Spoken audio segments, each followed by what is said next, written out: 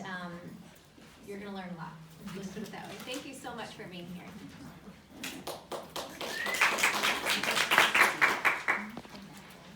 Thanks, Lindsay. And I'm so excited that I was invited to speak here today. As Lindsay said, skin is my profession. I'm a dermatologist working in Sea Point in a practice that started with just Marla and I, 2011, and has now grown to 13 people and counting. And more than that, skin is my absolute passion. I really live, work and breathe skin. I think that Marla and I have just been up to a workshop in Joburg, and I don't think that we stopped working for a second while we were there, and didn't want to. And this whole journey is something that Lindsay spoke about, has been this whole journey about me learning about clean beauty, and I hope that I can give you a few tips about, why there's certain ingredients you want to be avoiding, and just to give you a little bit more information to understand exactly why you don't want to use them. Looking back at the lengths to which women will go to achieve their optimal beauty is really an exercise in astoundment. So you have products containing heavy metals, all proposing to be harmless as dew, absolutely harmless, guaranteed harmless. Whereas in 1869 there were 3 reports of lead palsy from women who were using this lead's bloom of youth. And also women were encouraged to take arsenic complexion wafers and to bath in arsenic so that they could get a pristine white complexion. So these are some of the measures that we go to because we all want to look good, but we don't necessarily want to be harmed in the process. So this has led to more and more women who came to me who were looking for a cleaner solution to their skincare needs. And they're looking for clean or green products. And really, as Lindsay and Annie like to say, that what's old is really becoming new again. And the global natural and clean beauty industry is booming. It was thought to be $11 billion in 2016 and is reported that it's going to be as high as double that in 2024, according to Ernst & Young. But what does this term clean beauty really mean? Well, while there isn't really one definition, and you might have heard terms such as farm to face or seed to skin, really what these terms mean is embracing both natural and man-made ingredients. So it's not about whether it's synthetic or whether it comes from the earth, it's all about safety over source. Because not all natural ingredients are completely safe, and not all synthetic ingredients are harmful, and actually it's often the concentration of the ingredient itself that is more important than the ingredient itself. But there's still no international standard or regulation when it comes to these kind of terms like natural, organic, and you can claim that a product is organic if it contains just 1 drop of organic essential oil, for example.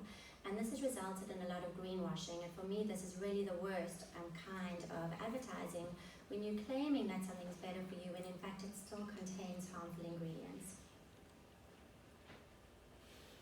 These are some kinds of the infographics that you can find if you Google what clean beauty is. So products causing anything from allergies to infertility to reproduction problems. And then you get these kind of cosmetics by numbers. And some of these have truth, for example, that the FDA, for example, has not changed their regulations since 1938, and that there are far fewer ingredients that are banned in Europe, in the US than in Europe. But then there's some other statistics that are bandied around quite a lot. For example, that your skin is absorbing 60% of any of the topical products that you use, or that it just takes 26 seconds for any ingredient to absorb through the skin. But the factors that actually influence dermal absorption, so how they're being absorbed through the skin, are so complex. So this is quite an oversimplification of that, so that's not correct. But the EWG did a study to look at how many chemicals are we actually exposed to every day, and what they found is that women use around 12 personal care products a day, exposing themselves to 168 chemicals. Men are exposed to slightly less, 85 unique chemicals a day. This was a survey of 2,300 people conducted in 2004. So are we dying to be beautiful? So to understand really what is going on in terms of regulations today, you need to understand the key players. So we've got government, of which you've got the EU, who's at the head of the regulation game, with the FDA really falling dismally behind. And in South Africa, we're regulated by the CTFA, and we are supposedly aligned more with the EU than with the FDA. And then you've got the watchdogs, who are increasingly influencing policy changes and forcing transparency in the beauty industry. For example, Campaign for Safe Cosmetics, the David Suzuki Foundation, Environmental Working Group, and their activist pressure is really driving positive steps towards better consumer health. And you'll see that their campaigns are listed with such terms as the Dirty Dozen, Toxic 10, Toxic 20, and Suspicious 6. But if you look at other organizations, Coming Clean, Healthcare Without Harm, they really are making big waves in terms of changing policies and enforcing change. If you're into science and you want more details into the studies behind these ingredients, your go-to will be the Cosmetic Ingredient Review. And just to put it into context, since its inception in 1976, it has provided us with data on more than 4,500 ingredients in cosmetics. And then we have the media, which is really what is pulling consumers in both directions and blurring the picture, because you don't know who to believe. And this is what we're up against. So buying a serum has never been more complicated. So let's try and uncomplicate it a little bit and examine the evidence. So I'd like to start with parabens, because that's something we're all familiar with, we've heard about, we've heard we shouldn't be using it. And why? What is it? Parabens are a preservative. So if you use something with a cream, it's got water in it. Water breeds bacteria. So if you're using a cream, you need a preservative to stop the bacteria from growing. And that's historically where parabens have been used. And there's really no question that parabens are being absorbed, because there have been studies that showed 100% detection of parabens in urine samples taken from pregnant women in the US. But more concerning, they've actually found a correlation between the level of the parabens in the mother's urine and the level of the urine levels of their newborn babies. So there's no question they are there. They're in our blood, in our urine, in the semen, in the placenta, in breast tissue, and up to 100% of breast milk samples. But are they actually causing any harm? In the 1990s, scientists at a conference in Wisconsin coined the term endocrine disruptors. And what this is, I don't have a pointer, so I'm just going to go by color. But if you look at that little purple receptor, and you look at the orange hormone, and then there's a little green icon there. So that is what, for example, paraben would look like. And you can see that both the orange and the green will be able to fit into that receptor. So this is what's happening, is that endocrine disruptors can bind to receptors, and they can either switch them on or off. So they're either agonists or antagonists. And in the case of parabens, what they are similar to is estrogen. So if you look at the structure and what's circled there in estrogen, you can see the same kind of structure in parabens. And this is where the concern comes in. This is where their functionality lies. So diethylstilbestrol was the original endocrine disruptor. And the daughters of pregnant women who were exposed to this chemical during their pregnancies are still paying the high price of higher incidence of vaginal carcinoma today. So we know that parabens, being an endocrine disruptor, can affect adrenals, thyroid, reproductive organs.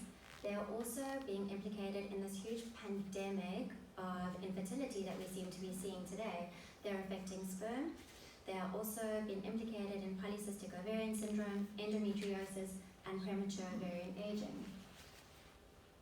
And this has been led to a call for obstetricians to actually screen for these environmental exposures with their patients. And then there's this concern about increased estrogen exposure. Why is that important? So the earlier you start to menstruate, the later you go into menopause, the longer your estrogen exposure means that you have a higher risk of developing breast cancer. So that's the importance. So for example, parabens, being estrogen, they can make you go into menarche or start your menstrual cycles earlier. And they're finding that girls with high urine levels of parabens are starting earlier menarche, breast development, and pubic hair development at 9 years old.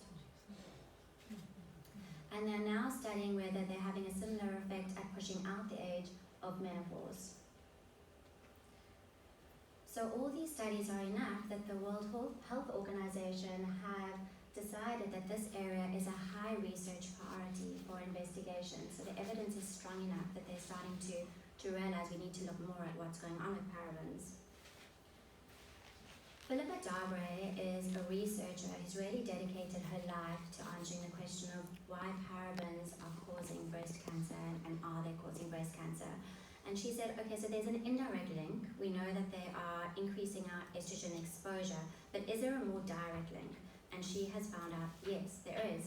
And what she did is she took breast cancer cell lines and she actually incubated them with parabens and found that the cancer started dividing more quickly. And more concerningly, tamoxifen is a drug that we use to treat breast cancer, and then she found that parabens actually inhibit this drug from working. So this study actually followed an earlier study in 2001 where she made the devastating conclusion that underarm cosmetics are a cause of breast cancer. And she really related that this was because there's a disproportionate incidence of breast cancer in the upper outer quadrant of the breast. And she says that it's disproportionate even if we take into account that we have more breast tissue in that area. So despite the whole backlash of criticism that she received following the study, mostly because lymphatics actually run from the breast to underarm, the axilla, and not vice versa, she then went on to extract parabens from 8 out of 10 breast cancer tumor samples.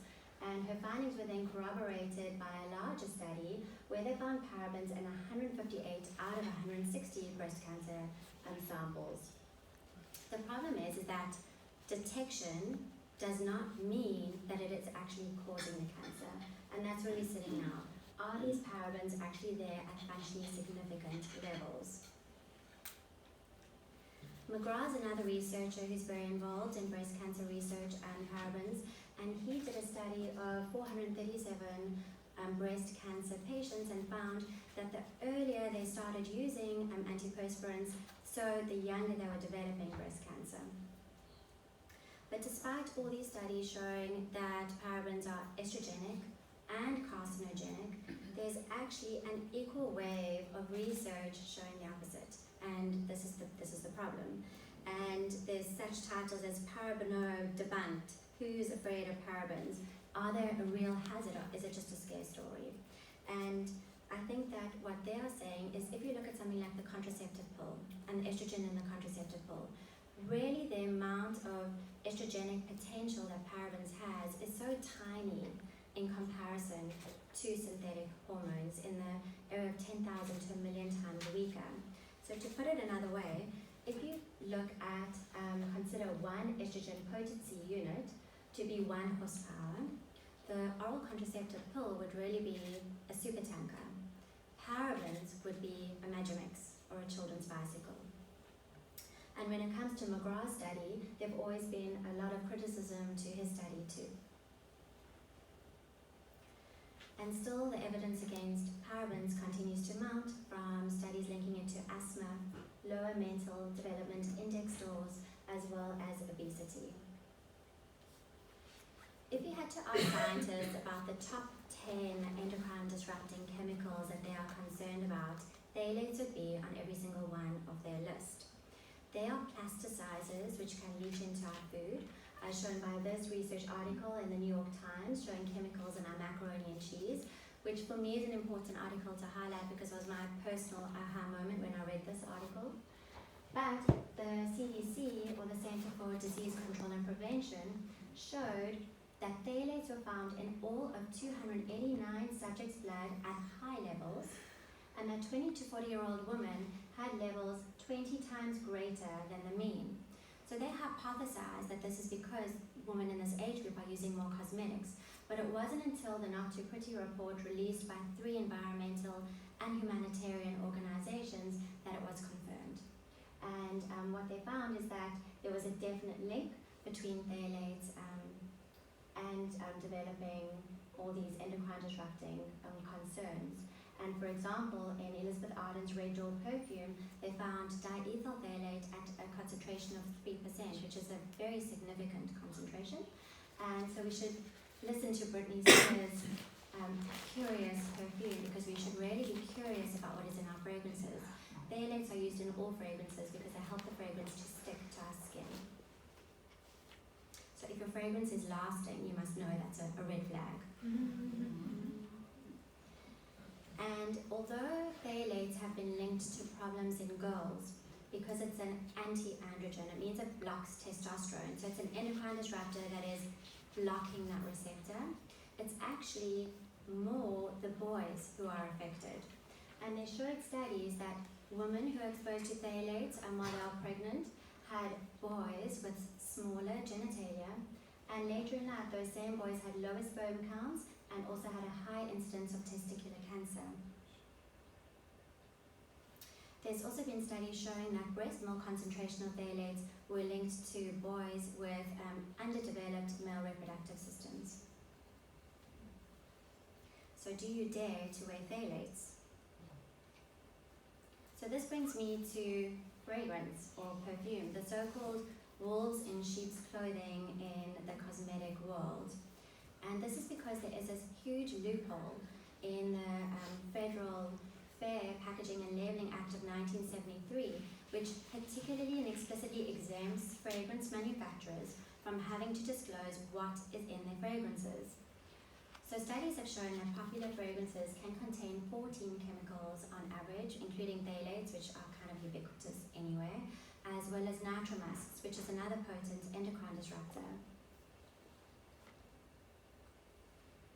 And this trade secret clause has had multiple health impacts, including migraines, contact eczema, asthma, respiratory difficulties.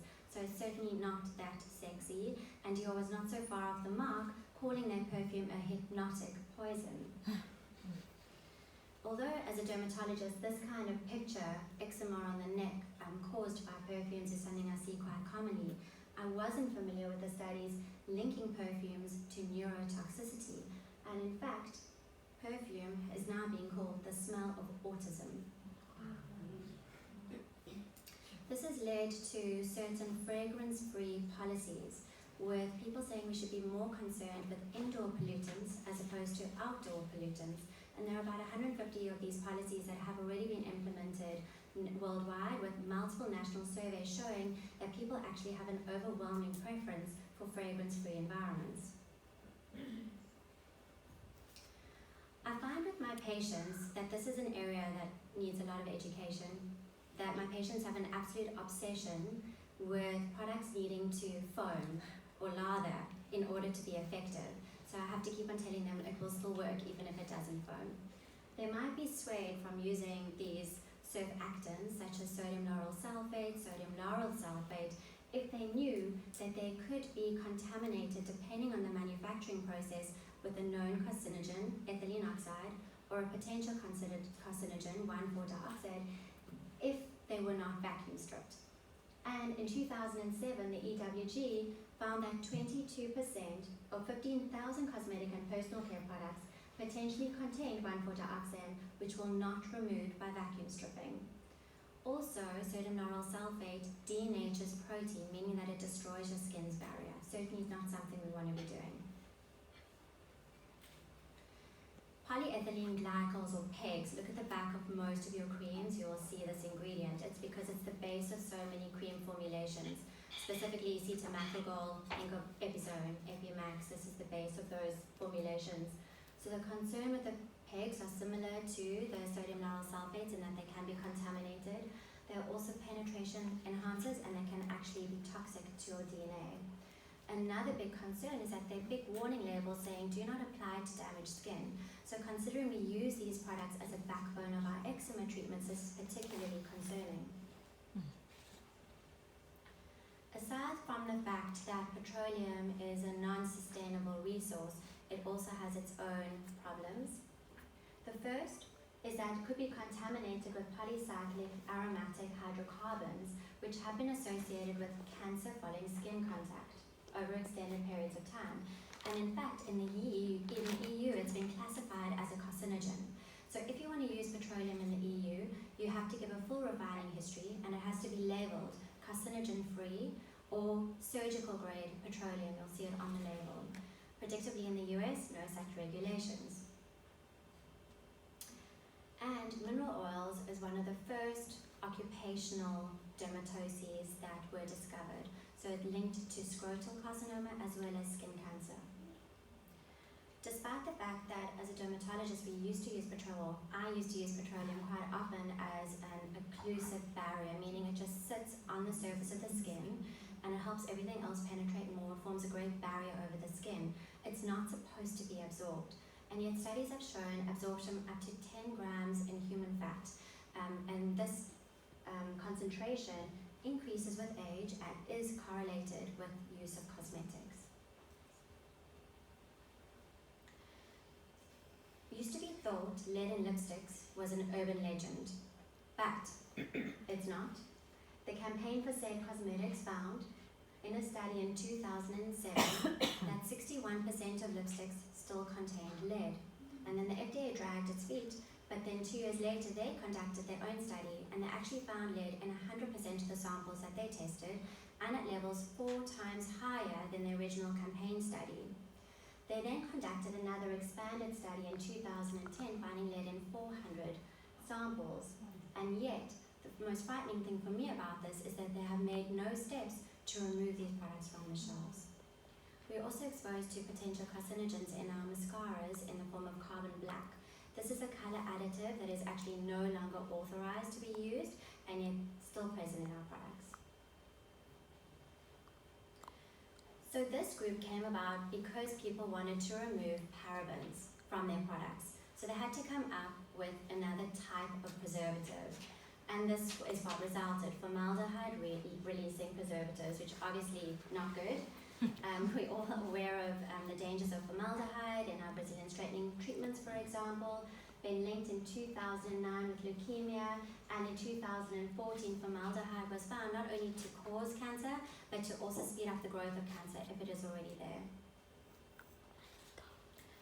In 2013, Johnson & Johnson pledged to remove these formaldehyde-releasing preservatives from their baby products, and it was no mean feat.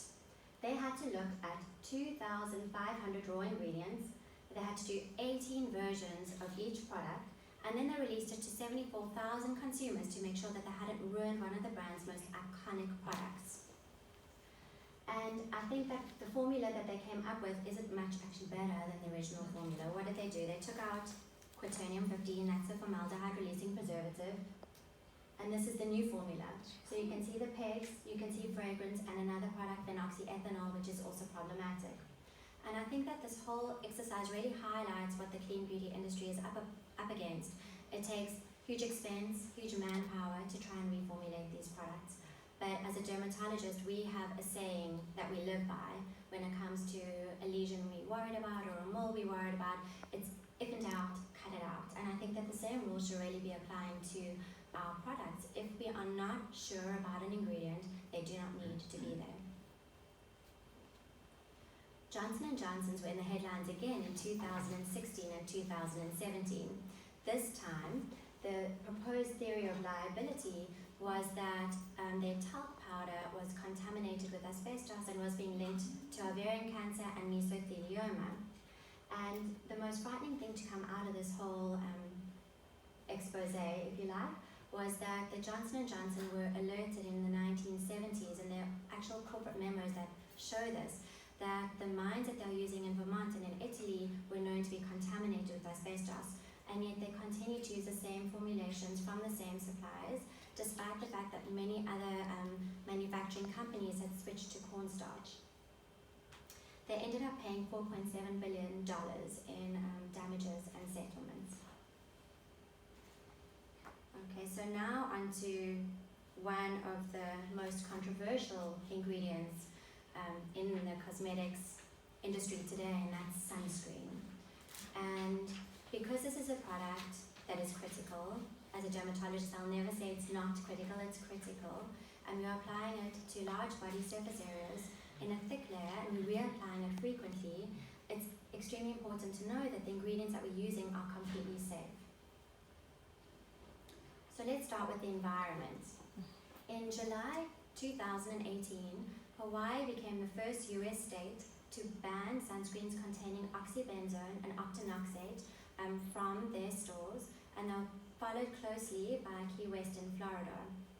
At the same time, there are certain retailers in the US that are refusing to stock any oxybenzone or octinoxate containing sunscreens in their stores, and other sunscreen manufacturers are reformulating their products without these ingredients so that they can claim that their products are reef safe. But why? It's because of this man, Craig Downs. So in 2015, at the World Conservation Congress of the International Union for Conservation of Nature, he released research showing that oxybenzone is implicated as a cause in coral larva deformity, bleaching, and DNA damage, weakening coral's adaptability to climate change. So because this bleaching is happening at an unprecedented rate in Hawaii, it was a very important topic of research there. What his scientists did in his lab is they took these coral larvae and they placed them in tiny microwells with artificially created seawater and with oxybenzone at environmentally relevant concentrations. And what they could see happening is that the coral larvae changed shape, so they lost their cucumber shape and they turned white, indicative of bleaching. So this happens when coral is stressed. They expel all their algae and they turn white and they become more vulnerable to disease and death. And his study was actually not the first study to show this.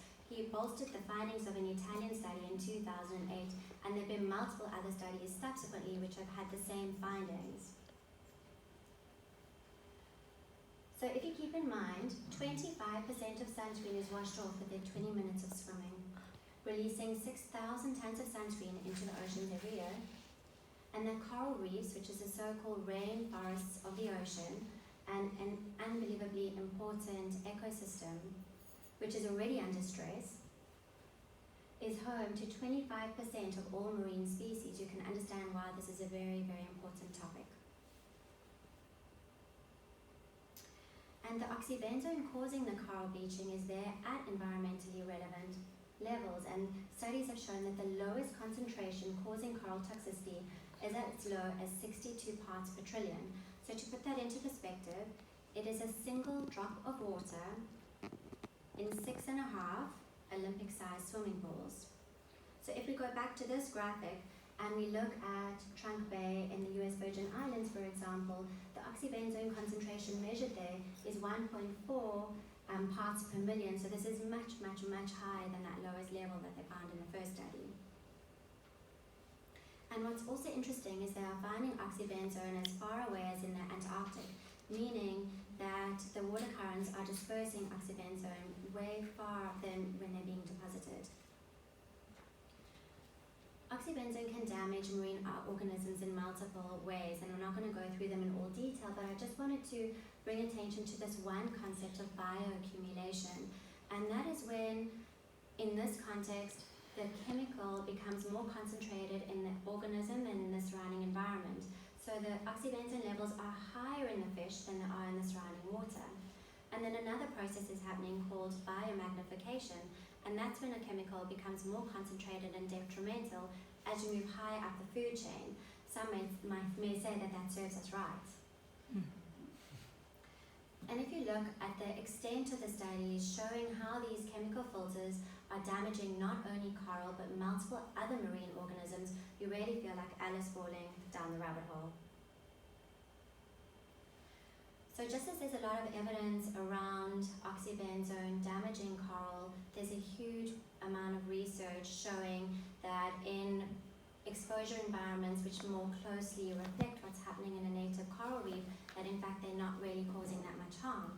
And more than that, scientists are arguing that if you take into account something like global warming, climate change, what really is oxybenzone contributing?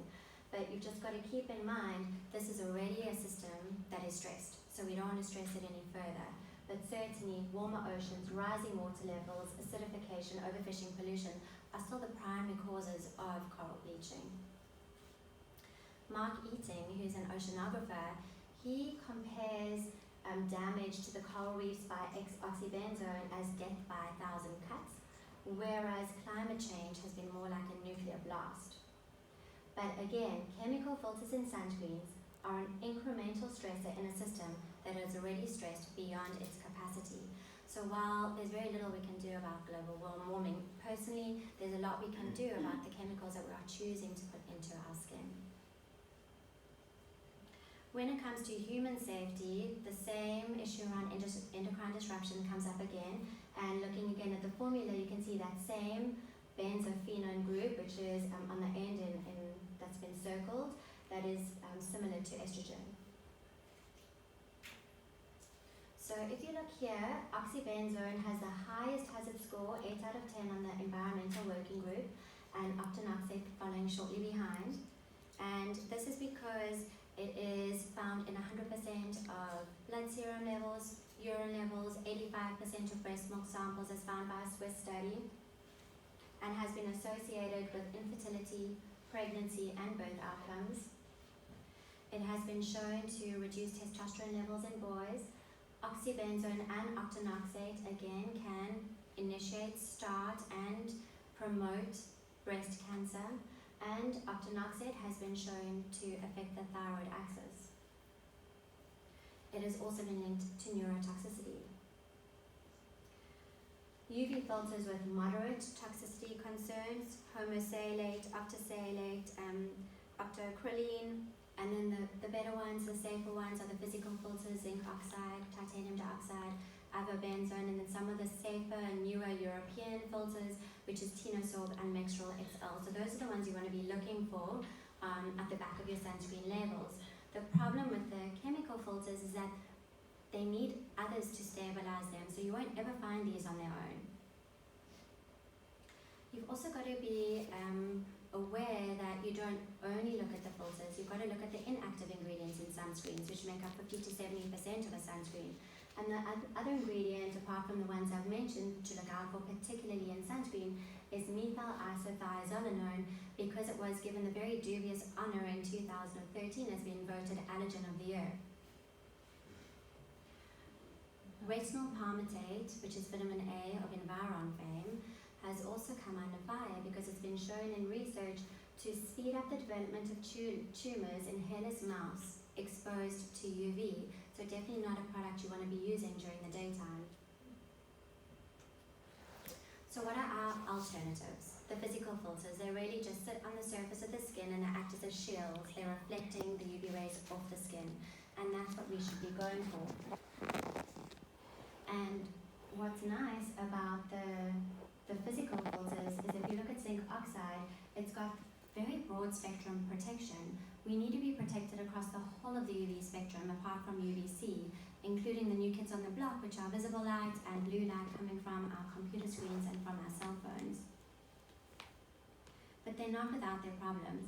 And the grey area in sunscreens is really around nanoparticles, because they can generate reactive oxygen species when they react with UV light.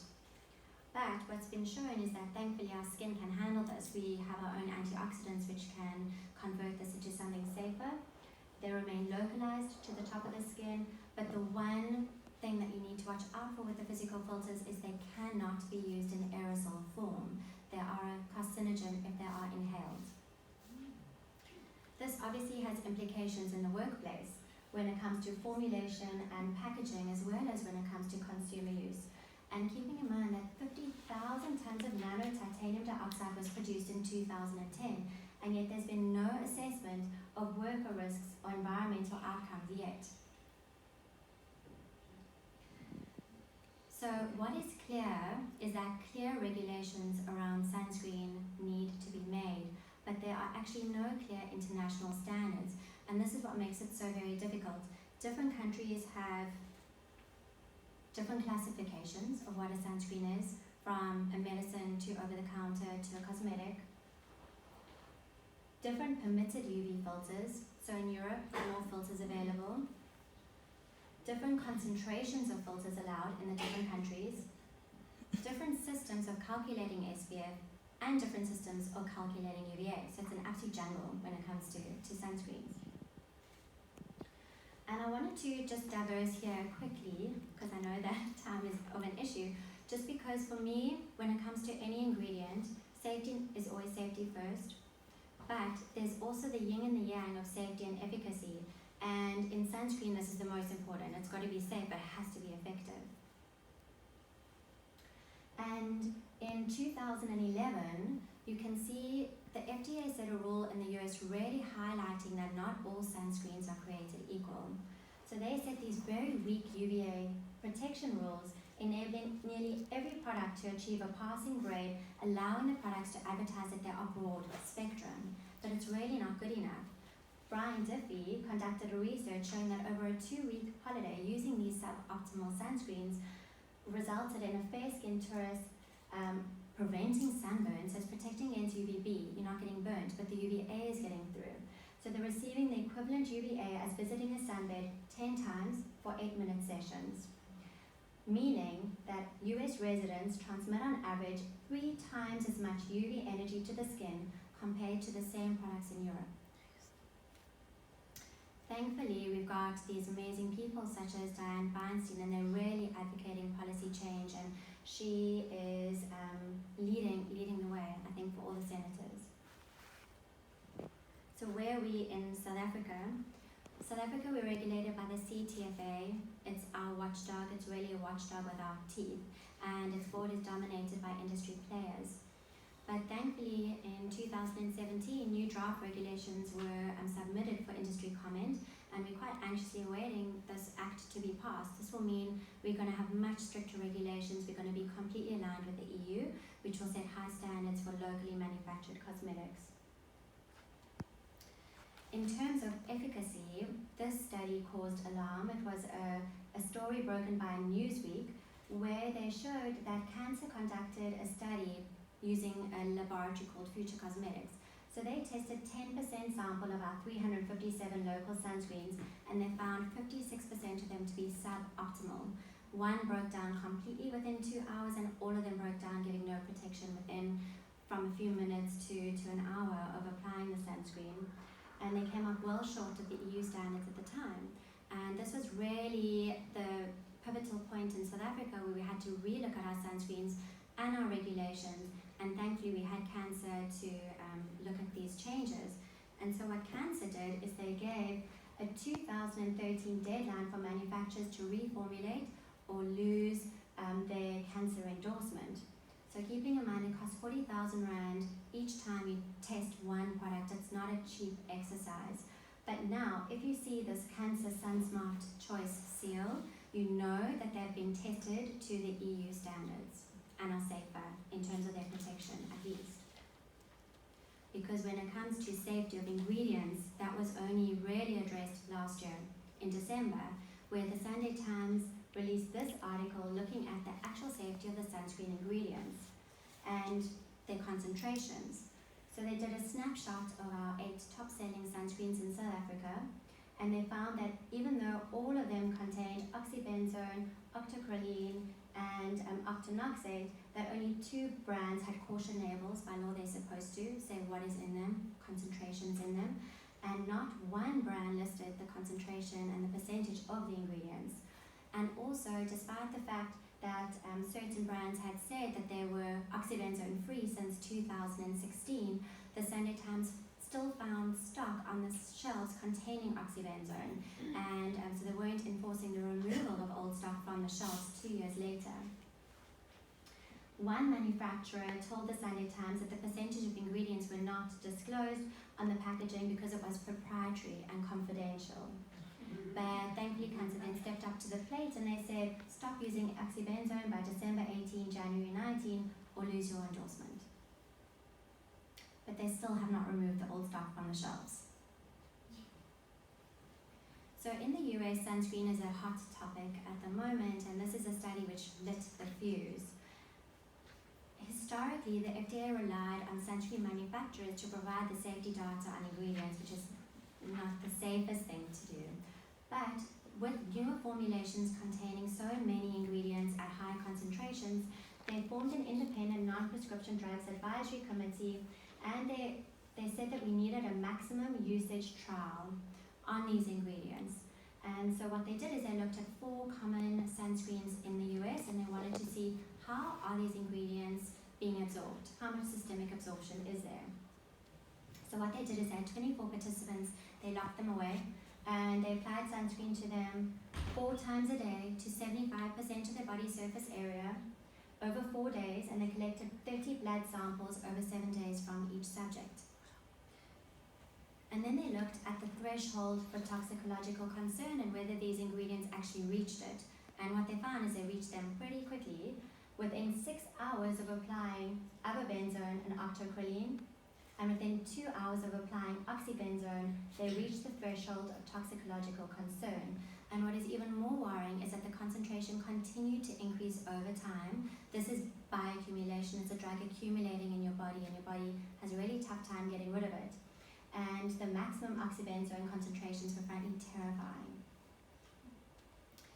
But it's always important to understand absorption does not mean toxicity. We need to know what they are doing. So if you look at caffeine, for example, as a comparison, caffeine blood levels are 50 times higher than oxybenzone's peak concentration, and yet we drink coffee multiple times a day. And yet if you look at cigarettes, oxybenzone level is 7 times higher than blood nicotine levels after smoking, and nicotine can reach the brain in 10 to 20 seconds. The bottom line is that we don't know what the risk is, but until we do, we cannot really recommend that people are putting huge amounts of these chemicals over their huge body surface areas multiple times a day. So where the FDA is sitting now is really leaving the US in a bit of a pickle. What they've done is they have a new sunscreen monograph, and they've said, okay, 2 ingredients definitely not generally regarded as safe and effective, and 2 ingredients are safe to use. Those are the physical filters. But then there's this gray area of 12 ingredients in the middle, which also includes things like oxybenzone, octinoxate, octocrylene. These are the common filters that we see in all our products. And basically they have said that they're going to publish the final monograph by the end of the year. Failure to provide safety data by November 2019 will lead to removal of all products containing these ingredients from the shelves, which is just about almost all the sunscreens in the US. So this has really left US consumers in limbo. 2/3 of their sunscreens fail the safety test either because they're not providing sufficient UVA and UVB protection, or because they're containing these ingredients that are no longer regarded to be safe and effective. And the new testing could take up to 5 years.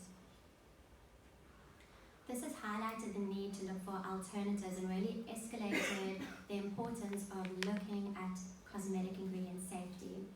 So what do we need to look for? We're looking for sunscreens that are broad spectrum, truly broad spectrum, not US broad spectrum, with antioxidant capacity, good skin compatibility, and that they rub in well. The big problem with the physical filters is that can leave that ashy white residue on the skin, and that's why they developed the nanoparticles in the first place, is because then the sunscreens rub in better. But at the same time, they need to be non-toxic to humans, non-toxic to aquatic life, and biodegradable. Thankfully, there are alternatives that are being actively researched, and you can see helichrysum and carrot seed oil that are sitting there. And we're actually in the process. Next week, we have built a research laboratory in our practice, and we are actively investigating some of these filters. We have carrot seed oil. Okay, so after that mouthful, where are we now? So we have good evidence that the ingredients that we are putting on our skin are endocrine disruptors. There's really no question about that. There are the environmental and the humanitarian concerns around the ingredients that we are using. There are good studies linking certain ingredients to cancer. And between 2004 and 2017, cancer-related reports caused by cosmetics represented 41% of all adverse events related to cosmetics. We have those organizations that are really pushing for policy changes and transparencies, and we have absolutely unbelievable resources that we should and we must be using. For example, the Inky Decoder, CosDNA, the Think Dirty app, and my absolute favorite, which is the Environmental Working Group Skin Deep database. And you'll see that I've highlighted at the top of the right-hand corner that build your own report option. Most of our South African products are not there. A lot of the European products are not there, but it really takes all of 5 seconds. You just copy and paste it in. Within a few seconds, you'll get a hazard score on your product. And then we have the main player, we have the media. We understand that the concentration of the ingredients is important. And now with the increasing technology of these nanoparticles, that we need to understand more how the ingredients are penetrating the skin and what they are doing once they are there.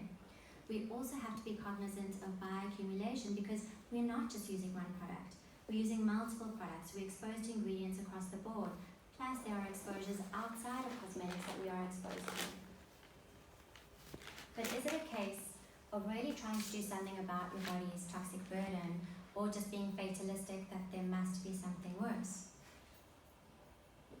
Ultimately, is it a case of innocent until proven guilty, or better safe than sorry? As I said, Dianne Feinstein has really been instrumental in pushing for regulation change, and I think that's where it all starts. This unfortunately we have no sound, so I'm just moving across. But the bottom of the line is that sometimes the grass is greener and cleaner on the other side. So my conflicts of interest include the compounding pharmacy and research laboratory, which will be finished this week, which is very exciting for us, but also a clean cosmeceutical skincare range that we have developed, which should be launched early next year, and a sun protective clothing range called Sold UPF Clothing, which will also be launched early next year. But more than anything, these are my main conflicts of interest. These absolutely beautiful human beings I get to call my family, and of whom I am the gatekeeper of their house. And it is my responsibility to make sure that their toxic load is kept as low as possible. And it's a responsibility which weighs really heavily on me. And I think that the fact that you're here means that it's something that probably weighs very heavily on you. And for me, clean beauty starts with clean living. And it really doesn't have to be overwhelming. I think that the ladies here are here to help you through that process so that it won't be overwhelming. And always to keep in mind that it's just a single step and another single step, and suddenly you've made up to a journey. Thank you for your attention.